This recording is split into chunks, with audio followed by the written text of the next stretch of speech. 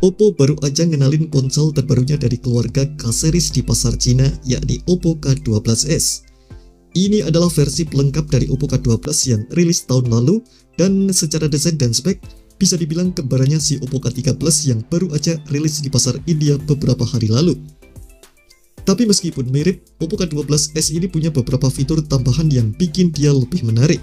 Yang pertama, udah ada NFC. Jadi buat kamu yang suka transaksi digital atau pakai kartu akses, ini jelas jadi nilai plus. Yang kedua, pilihan memori dan warnanya lebih banyak.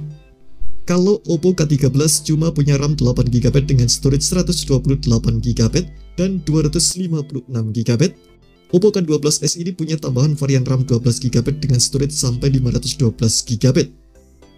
Pilihan warnanya pun ada satu lagi, yakni warna putih selain hitam dan ungu. Untuk urusan daya, Oppo K12 masih punya fitur unggulan yang sama kayak K13, yakni baterai jumbo 7000 mAh. Ini gede banget, cocok buat kamu yang sering mobile seharian atau main game non-stop. Gak cuma itu, pengisian cepatnya juga hadir dengan daya 80W. Jadi, dari 0 sampai penuh butuh waktu kurang dari 1 jam.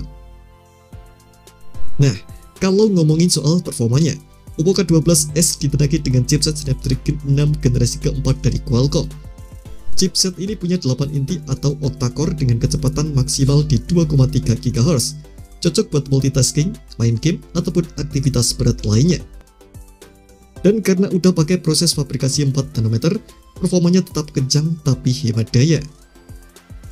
Layar Oppo K12s juga nggak kalah keren. Pakai panel AMOLED berbentang 6,67 inci. Resolusinya Full HD+, refresh rate 120Hz, dan tingkat kecerahan 1200 nits. Di bagian atas layar ada pansel buat kamera selfie 16MP dengan bukaan f2.5.